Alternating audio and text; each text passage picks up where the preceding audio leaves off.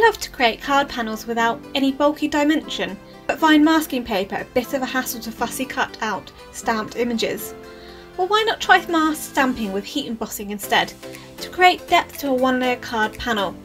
Heat embossing is a great way to layer your stamped images up and remove areas where they overlap with the aid of a simple tool, the paintbrush. This technique can be used with any stamp within your craft stash, with an array of embossing powder colours, and can suit any occasion. I'm Verity and welcome to my channel. Make sure you hit that subscribe button down below. For today's card, I'm using a stamp set from Mama Elephant. This is pretty lovely. This was the first stamp set I got from Mama Elephant and I still love it. Before I started the card, I used some scrap paper and black ink to stamp a few design ideas out before settling on one layout. This is a great way of testing your layout and its design before actually going on to make the project and using all your cardstock up. To start off, position a piece of distressed watercolour cardstock in your stamping platform. Now you can use any watercolour cardstock, however this pairs really well with the Nina Classic Crest Soda White card base. I treated the paper with an anti-static bag to reduce any moisture on my cardstock, and I stamped the main flower from the stamp set in clear ultra slow drying embossing pad from Wow. This was stamped a couple of times due to the texture of the paper, but if you're using a smooth watercolour paper, one go at stamping would be enough. After the first image was stamped, I covered the panel with embossing powder, and I chose to use Wow Metallic Gold Rich Pale embossing powder, but your choice is endless with all the colours that are out there. Before returning your panel back to your stamping platform, heat set the powder. This is really important for the next step. Once it's heat set, you are then going to stamp another image onto your panel where you desire and choose.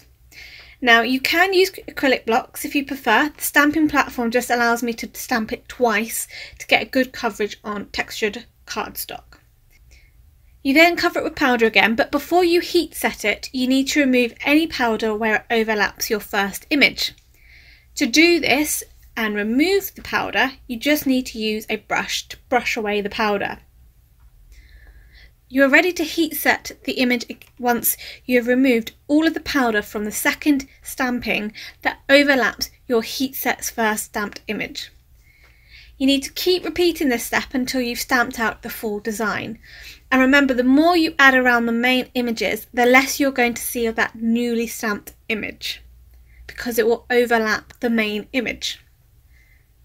This process can be much quicker and easier when it comes to stamping intricate images such as these, compared to using and fussy cutting out stamped images onto masking paper and then laying those over your designs. If they're really thin and intricate, they can sometimes tear. Once the design is embossed, you're then ready to colour in. And for this card, I used a selection of blue and green Clean Colour Real Brush markers and a water brush. These pens blend beautifully and so easily on distressed watercolour paper. But at times I also use the water brush to dilute the colour or pull the colour out along the petal instead of using a combination of colours. I'm going to turn some music on whilst I colour the rest of the design in. If you wish to skip to where I assemble the card, head to the 15-minute marker in the video.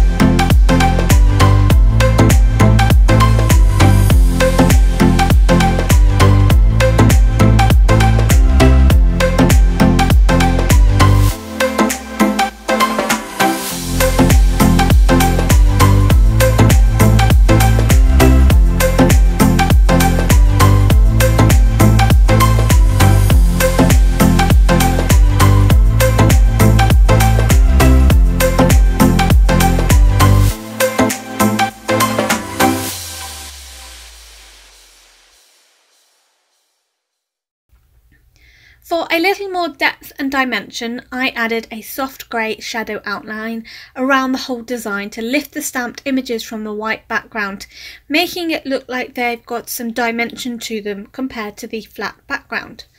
For added interest, I also added some black paint splatter over the background. To add a sentiment, I used the Hello from My Favourite Things Simple Hello and Love You die set. At first, I planned to add this as a white layered die cut to the front of the panel. However, when I placed the white sentiment over the panel, it didn't quite pop against all that embossing powder. So instead, to help it stand out more, I added a black layer to the top, and this really popped against the gold and the white background. To finish the card off, I used a selection of blue tone sequins of varying sizes and positioned these around the card. To adhere them down, I just used some Gina K Connect glue, as this is a really good strong adhesive and dries clear. I love the vibrancy of this card and how the gold embossing powder just pops against those blue tones of the flowers. Masked embossing is a great way to layer your intricate stamped images without having to fussy cut masking paper. This was produced as part of my design teamwork for Bumbleberry Papercrafts, an online UK/EU stockist of American craft brands, where you can find a selection of supplies used in this card over there to buy. If you enjoyed the video, please give it a thumbs up and let me know if you've tried this technique out before. Don't forget to subscribe to the channel and hit that bell icon to be notified when my next video is up. You may also enjoy this video as well, so make sure you check it out. Until next time, happy crafting!